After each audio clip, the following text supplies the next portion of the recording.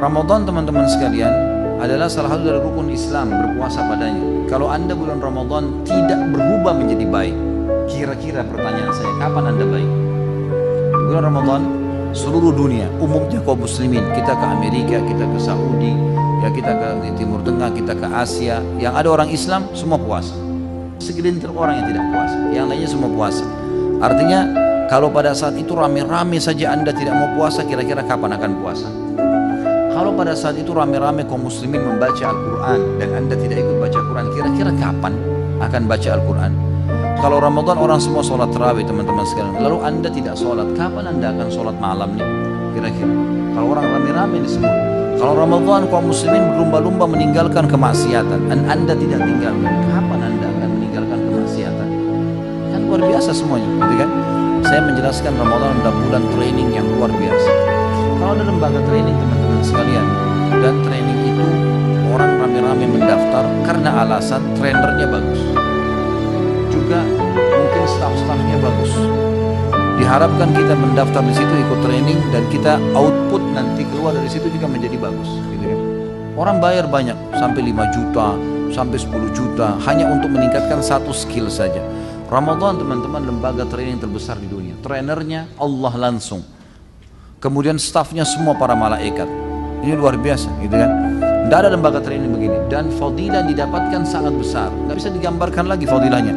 Pengampunan dosa, peninggian derajat, lebih baik daripada 1000 bulan, dan terlalu banyak.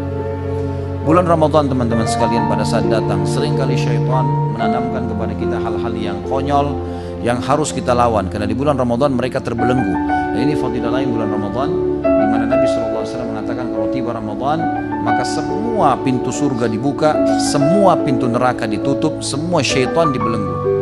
Apa maksudnya pintu surga dibuka teman-teman sekalian? Kalaupun misalnya dibuka, apa manfaatnya buat kita sekarang? Kita belum bisa masuk ke dalamnya. Dan ada malah hadis Bukhari menjelaskan pintu surga akan dibuka nanti di akhirat pertama kali untuk Nabi Muhammad SAW. Lalu apa maksudnya di sini dibuka? Maka ulama menekankan lebih cenderung kepada terbuka pendaftaran untuk ke surga. Kesempatan orang beramal saleh didaftar ke surga. Sama kalau sebuah kampus mengatakan tanggal 1 sampai tanggal 30 Januari pendaftaran. Yang mendaftar di kampus ini akan ada penerimaan. Yang mendaftar kemungkinan diterima, kemungkinan tidak, tapi tergantung. Bisa saja lebih besar kemungkinan diterima. Beda dengan orang yang lewat depan kampus lalu berkata, saya mau daftar kampus ini, tapi dia tidak daftar sama sekali sampai lewat akhir bulan. Dapatkah sesuatu? Gak mungkin, gitu kan? Seperti itu memahaminya. Jadi Ramadan dibuka pintu-pintu surga, ditutup semua pintu neraka. Ditutup ini artinya tidak ada orang yang didaftarkan neraka pada saat itu. Sudah tidak ada. Orang berbuat salah pun masih cenderung dimaafkan oleh Allah Subhanahu Wa Taala. Dan semua syaitan dibelenggu. Tapi ini perlu difahami, ada hadis yang lain berbunyi riwayat Imam Ahmad. Dan syaitan-syaitan itu dibelenggu sehingga mereka tidak leluasa menggoda seleluasa menggoda di luar Ramadan. Artinya masih menggoda. Cuma mereka tidak seleluasa di luar Ramadan. Ini fadilah yang lain dari bulan Ramadan tentunya, dari bulan Ramadan. Bulan Ramadan teman-teman sekalian, sebelum tiba Ramadan karena syaitan akan dibelenggu, mereka menanamkan persepsi-persepsi negatif yang harus kita tepis. Misal, perasaan merasa berat karena menghadapi Ramadan, puasa 1 bulan, nanti berat, nanti puasa, saya bisa atau enggak? A'udzubillahi minasyaitonirrajim. Saya bisa, sambut dengan gembira. Kita mau pergi haji, syaitan akan tanamkan sama tuh, nanti haji, macet, padat. Kemarin ada informasi ada yang mati, nanti saya mati nggak di sana. Kalau ajal pasti mati lah, nggak mungkin tidak. Maka ini harus dilawan. A'udzubillahi minasyaitonirrajim. Salat tahajud, nanti kalau saya salat tahajud jam 2 atau jam 3, besok pagi ngantuk nggak ya? A'udzubillahi minasyaitonirrajim. Kerjain. Allah Subhanahu Wa Taala tidak memerintahkan sesuatu kecuali ada hikmah-hikmah di situ. Persepsi ini pasti tertanam kata para ulama dalam jiwa setiap muslim, tinggal bagaimana dia melawannya. Ada persepsi Ramadan nanti lemas, nanti loyo. Ini semua tergantung kita bagaimana mensugesti diri kita. Niat itu teman-teman, kalau bahasa saya pribadi adalah sugesti. Niat adalah sugesti. Orang niat puasa berarti sugesti untuk puasa. Niat sholat berarti sugesti untuk sholat, dan seterusnya. Orang kalau niat subhanallah, misal gini, kita mau niat puasa besok, itu niat itu adalah sugesti yang sangat luar biasa ke dalam seluruh anggota tubuh kita, gitu kan?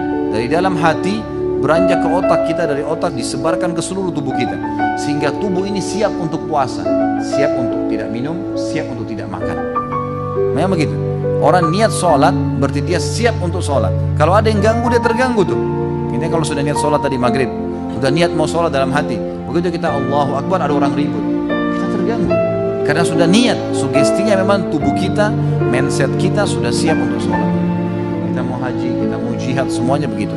Makanya niatnya yang harus kuat di sini. Bagaimana kita melawan persepsi negatif itu dengan sugesti positif, gitu kan? Enggak, saya tidak loyo, saya tidak lemas. Kalau orang makan sahur, kemudian setan atau ada bisikan dalam hatinya, karena setan masih menggoda ya. Ini kalau Ramadan ada orang tergoda dengan setan, luar biasa lemahnya iman. Karena setan dibelenggu. Bagaimana kalau di luar Ramadan, gitu kan? Kalau masih ada bisikan setan di sahur, nanti jam 11 kamu haus loh, nanti kamu lapar loh. Terus kita mengiyakan sugesti negatif itu, bisikan-bisikan negatif itu, nanti jam 11 haus benar, gitu kan? Masa kita mau dikalah sama syaitan yang bisikin nanti kamu haus, nanti kamu begini. Lain kalau kita disuruh sehari semalam 24 jam tidak boleh minum, mungkin berat. 2 hari misalnya. Ini enggak, dari subuh hanya sampai maghrib dan pahalanya besar, pahalanya sangat besar. Jadi di sini kita harus menepis sugesti-sugesti negatif syaitan, lemas dan loyo, keluar dari sugesti negatif dan kita masuk kepada sugesti yang positif kita.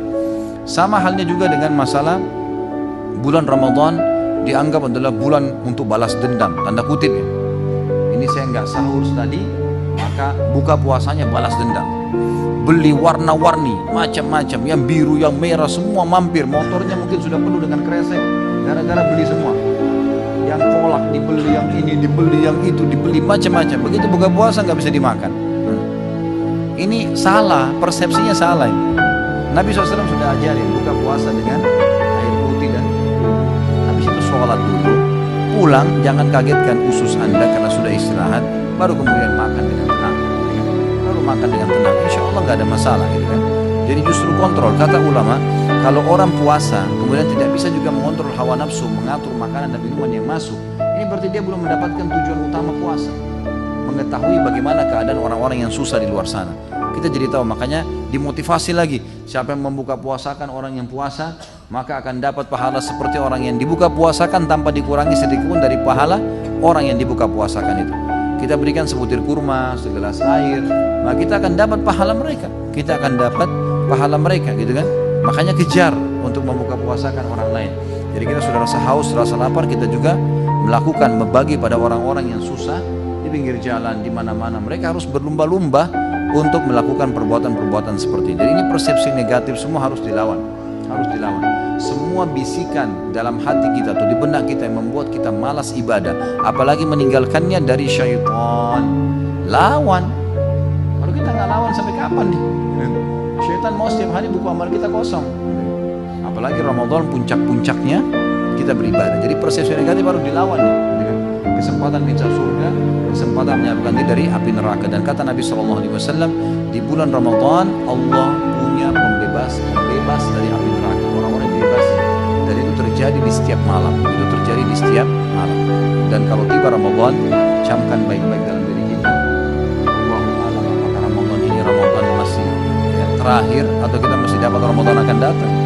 Kita nggak pernah tahu. Bagaimana dengan orang yang lalai-lalai itu? Subhanallah, saya kadang-kadang semoga Allah kasih hidayah. Merasa sedih kalau melihat ada saudara-saudara kita muslim naik mobil angkot ya, Ramadan sudah pendapatannya kecil, terus tidak puasa lagi. Ini kira-kira luar biasa, rugi dunia, rugi akhirat. Berapa yang dia kejar itu? Dan itu subhanallah kadang-kadang mereka bisa puasa, tidak makan, tidak minum, tapi rokok tidak bisa.